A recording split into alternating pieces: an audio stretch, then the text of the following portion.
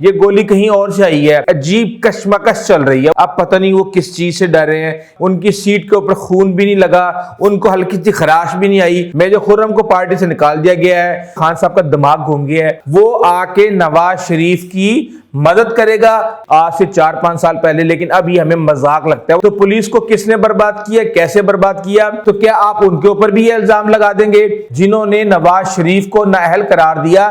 میں تو اش کر اٹھا ہوں۔ کے پی حکومت وہاں سے بھیج رہی ہے، 5 آرمی چیف وہ لگا چکے ہیں، تو انہوں نے کہا کہ جس شخص کی انگلی سے 5-5 لاکھ لوگ یوں موو کرتے ہوں، بہت پریشان ہے کہ شایان بچہ وہ کہاں چلا گیا۔ اب 5-5 6-6 لوگوں کی خواہشیں ایک فیصلے سے پوری کرنا۔ بسم اللہ الرحمن الرحیم۔ السلام علیکم ناظرین، امید ہے آپ سب لوگ خیریت سے ہوں گے۔ ملک میں سیاسی ہلچل برپا ہے اور بڑی خبریں آ رہی ہیں۔ شہباز شریف نام لے کے نئے آرمی چیف کا پاکستان کی طرف روانہ ہے اور یہ معاملہ بہت جلد حل ہونے والا ہے۔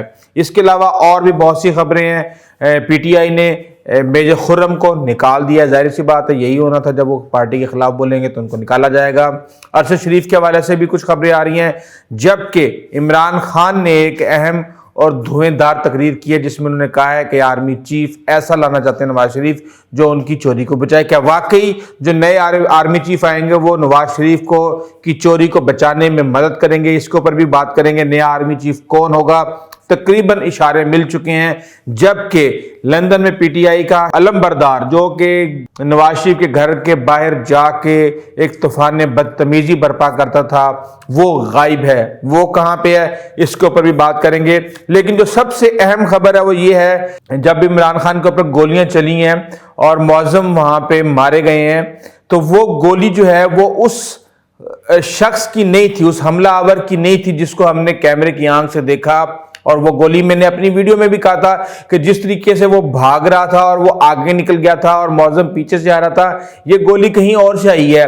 تو اب اس کے بارے میں بھی اہم انکشاف یہ ہوا ہے کہ جو گولی ان کو لگی ہے وہ 30 بور یا 9 mm کی نہیں، جبکہ وہ ایک رائفل کی ہے اور اسے مبینہ طور پہ کسی سیکیورٹی اہلکار نے چلایا ہے۔ اب آپ یہ دیکھیں کہ کتنا بڑا ظلم ہے کہ ایک لوگوں کا ہجوم ہے اور وہاں پہ سیکیورٹی اہلکار گولی چلا رہا ہے اور ایک معصوم آدمی کی اس نے جان لے لی۔ لیکن مسئلہ یہ ہے کہ کوئی بھی اس چیز میں انٹرسٹڈ ہے ہی نہیں کہ کسی کو انصاف ملے۔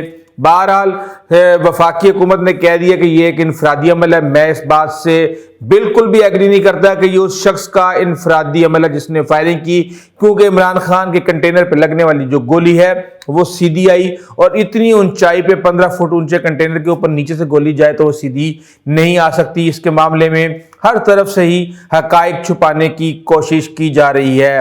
میجر خرم کو پارٹی سے نکال دیا گیا ہے۔ جب حامد میر نے ان کا ایک اپنے پروگرام کا ایک شارٹ شیئر کیا تو اس کے اوپر فواد چودھری اور شہباز گل نے کہا کہ یہ کون ہے؟ اب تو ہر بندہ جو ہے وہ تحریک انصاف سے اپنا تعلق ثابت کرنے کی کوشش کرے گا، ہر ایرا غیرہ نتھو خیرہ۔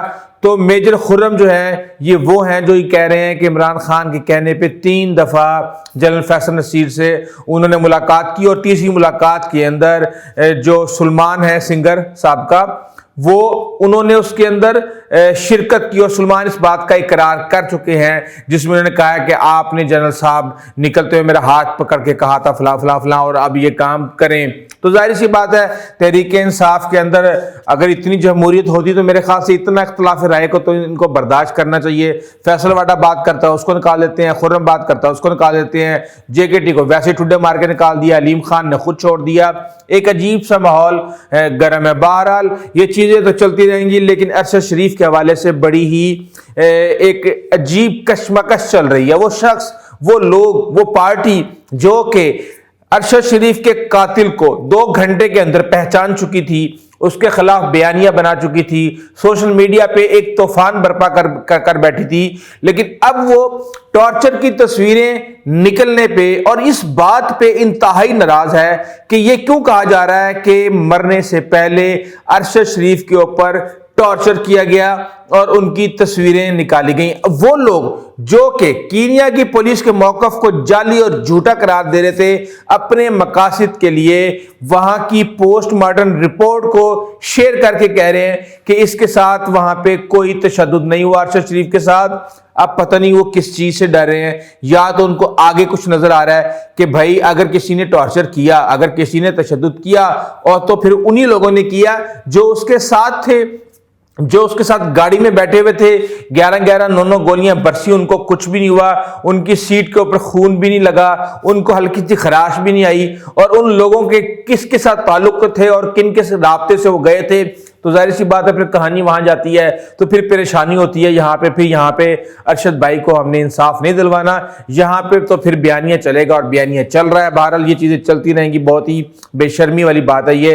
अब इमरान खान ये कहते हैं कि नवाज शरीफ इसे आर्मी चीफ बनाएगा जो उसकी चोरी बचाने में मदद करेगा। खान साहब तुसी भी होनो, अब मैं क्या कहूँगा, खान साहब का दिमाग घूम गया है, ये आवाम को पागल बनाने की किसी भी हद तक जाने के लिए तैयार हैं। अब मुझे ये बताएं कि क्या वो ये इल्जाम लगा रहे हैं कि फौज के अंदर जिसको भी आर्मी चीफ बनाया जाएगा वो आके नवाज शरीफ की मदद करेगा चोरी बचाने के लिए, जबकि पहले तो ये कहते थे कि फौज इनके साथ इसलिए खिलाफ है क्योंकि ये उसको चोरी नहीं कर रहे थे, ये उनकी खबर रखते हैं।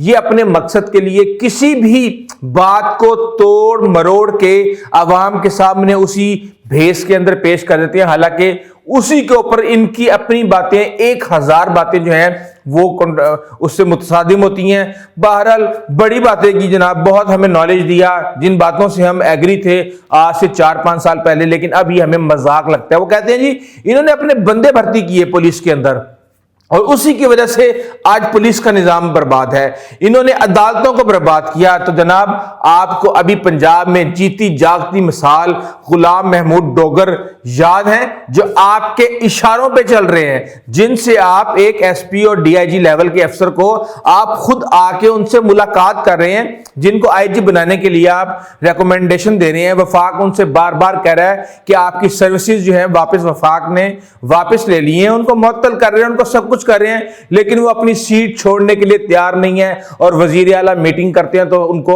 अपने सामने बिठाते हैं। तो पुलिस को किसने बर्बाद किया, कैसे बर्बाद किया, ये आप भाषण अब हमें मत दें। अब कहते हैं जी अदालत जस्टिस क्यों वाली कॉल है, वो बाजारी सी बात है, वो सबके सामने आती है। कहते हैं जी ये तो अदालतों को फोन कॉलों पे मैनेज करने वाले लोग हैं। तो जनाब आज अदालतें जिसको रिलीफ दे रही हैं, आज इस्लामाबाद कोर्ट जिस तरीके से आपको रिलीफ दे रही है, आपके लिए नरम गोशा रखती है, जिस तरह पंजाब के मामले में सुप्रीम कोर्ट ने दस्ते शफकत रखी आपके साथ, चाहे उसकी इंटरप्रिटेशन जो भी थी, फैसला बाद में गलत था या बाद में सही था, उसका जो फायदा किसको हुआ ये सबके सामने है। तो क्या आप उनके ऊपर भी ये इल्जाम लगा देंगे? वो साकिब निसार इसी अदलिया के हिस्से थे जिन्होंने नवाज शरीफ को नाअहल करार दिया, जिन्होंने आपको सादिक और अमीन करार दिया। ये वही लोग हैं जो नवाज शरीफ के दौर में उस वक्त कोई अटॉर्नी जनरल था, कोई कुछ और था, और वक्त के साथ साथ ये इस ओहदों पे पहुंचे और चीफ जस्टिस बन के रिटायर हुए। क्या खोसा साहब जो चीफ जस्टिस साबिक हैं, वो उनका कोई ताल्लुक नहीं था नवाज शरीफ के साथ, उनके भाई जो ब्यूरोक्रेट थे उनका कोई ताल्लुक नहीं था। आपको सिर्फ अपने मतलब की चीजें नजर आती हैं और आप लोगों को गुमराह करने में किसी हद तक भी जाने के लिए तैयार हैं। आज आप ये कह रहे हैं कि ये लोग कौम की अखलाकियात का बेड़ा गर्क कर रहे हैं। आपकी बात से ये सुन के मैं तो अश कर उठा हूं। वो शख्स जो कि खुद जब इक्तदार में आया तो उसके पहले जो दौरे थे वो भीख मांगने के लिए थे, और मैं ये समझता हूं कि वो सही थे। वो मुल्क के लिए भीख मांगने गए थे, वो मुल्क की सालमियत के लिए भीख मांगने गए थे। लेकिन आज जब उनके मुखालिफ जब ये काम करते हैं तो आप उनको भकारी के नाम से कि आवाम के अंदर उनकी तस्लील करते हैं। कम से कम तनकीद तो मेरिट पे करें। जो शख्स तनकीद मेरिट पे नहीं कर सकता वो मेरिट की क्या बालादस्ती करेगा, ये सोच के हमारा सर शर्म से झुक जाता है। आज क्या हो रहा है कि बेटे आए हैं, उनको प्रोटोकॉल दिया जा रहा है, बादशाह सलामत शहजादों जैसा प्रोटोकॉल है, उनकी सिक्योरिटी के लिए कमांडोज केपी हुकूमत वहां से भेज रही है सरकारी खर्चे पे। 2.5-2 करोड़ रुपया इमरान खान की सिक्योरिटी के ऊपर खर्च हो रहा है, दीवारें बनाई जा रही हैं, सब माल खुला सरकारी माल जो है चल रहा है। और ये वही हैं جو کہ تنقید کرتے تھے کہ بنی گالا کے اندر سرکاری پیسے سے تباہی پھیری جا رہی ہے۔ بہرحال نئے آرمی چیف کی خبر آ رہی ہے اور کہا یہ جا رہا ہے، اس کے اندر بہت کانسپیریسی تھیوریز ہیں۔ نواز شریف کے بارے میں کہا یہ جا رہا ہے کہ انہوں نے یہ کہا کہ جی میرٹ کے اوپر آپ نے یہ کام کرنا۔ ظاہر سی بات ہے جب نواز شریف کو بھی میرٹ سوٹ کرتا ہے تو پھر وہ میرٹ کے پیچھے چل پڑتے ہیں، لیکن جب ان کو میرٹ سوٹ نہیں کرتا تو وہ 6ویں نمبر والے کو بھی اٹھا کے آرمی چیف لگا دیتے ہیں۔ آرمی چیف ظاہر سی بات ہے 5 آرمی چیف وہ لگا چکے ہیں پچھلے 30 سال کے اندر، 35 سال کے اندر، اور ان کے اندر جس کو انہوں نے لگایا وہ انہوں نے ان کے ساتھ کیا کیا وہ بھی سب کے سامنے ہے۔ ایک آپ کو مشہور بات میں آپ کو سناتا ہوں کہ جب جنرل آصف نواز جھنجھوا کے ساتھ بات ہوئی اور ان سے کسی نے پوچھا کہ کیا آپ نواز شریف کے ساتھ ہیں، تو انہوں نے کہا کہ جس شخص کی انگلی سے 5 لاکھ لوگ یوں موو کرتے ہوں وہ کسی کے ساتھ نہیں ہوتا، سب اس کے ساتھ ہوتے ہیں۔ اور یہ تاریخ نے ثابت کیا ہے، یہ تاریخ نے ثابت کیا ہے کہ آرمی چیف جو ہے جب وہ آ جاتا ہے تو جس سسٹم کے اندر اس کی پرورش ہوتی ہے، جس سسٹم کے اندر اس کی نشو نما ہوتی ہے، وہی اس کی پریورٹی ہوتی ہے، وہی اس کا مفاد اس کے لیے مقدم ہوتا ہے۔ بقایا سب تعلقات، رشتے اور سب کچھ وہ ثانوی حیثیت اختیار کر لیتے ہیں۔ میں یہ یقین رکھتا ہوں اور میرا یہ یقین ہے کہ اگر آج جنرل فیض حمید کو بھی آرمی چیف بنا دیا جائے تو عمران خان کو اتنا ایزی گو نہیں ملے گا، ان کے لیے بھی بہت مشکلات پیدا ہوں گی، کیونکہ جو شخص جس سسٹم سے نکل کے آتا ہے باہر اور وہ اوپر آتا ہے اس سسٹم کو، اور جب وہ با اختیار ہو، اسے کسی کی پالش کرنے کی اس کو ضرورت نہ ہو، اس کے فیصلے اہمیت رکھتے ہوں، تو یقیناً میرٹ ہر ایک کی پریورٹی ہوتی ہے اور میرٹ کا راستہ چنا جاتا ہے۔ بہرحال کہا یہ جا رہا ہے کہ سب سے سینئر جنرل کو، تو سب سے سینئر جنرل جو ہیں وہ جنرل عاصم منیر ہیں۔ اس کا مطلب یہ ہے کہ میرٹ کے اوپر جنرل عاصم منیر کی اپوائنٹمنٹ ہو جانی چاہیے، تو ان کی اپوائنٹمنٹ ہو رہی ہے تو اس کے اوپر عمران خان کو کیا تکلیف ہے یہ میں اپنی گزشتہ ویڈیوز میں بتا چکا ہوں کہ ان کو کیا تکلیف ہے۔ بہرحال اب آپ کو یہ بتا دوں کہ وہ شایان جو کہ قیامت برپا کرتا تھا روزانہ لندن میں نواز شریف کے گھر کے سامنے جا کے چور کی وہاں پہ چوکنگ کرتا تھا، نعرے لگاتا تھا، آج غلط کام کر بیٹھے۔ وہ غلط کام کیا تھا کہ ہیڈ آف سٹیٹ جب شہباز شریف کا وہاں سے جو بھی پروٹوکول تھا، ظاہر سی بات ہے جس بھی ملک میں جائیں گے رہیں گے تو وہ ہیڈ آف سٹیٹ پاکستان کے وزیر اعظم ہیں، چاہے آپ ان کو سمجھیں یا نہ سمجھیں، تو وہ کچھ نہ کچھ پلان کر رہے تھے اسی طرح کا جس طرح کا وہ نواز شریف کے ساتھ پچھلے 2 ڈھائی 3 سال سے کرتے آ رہے ہیں۔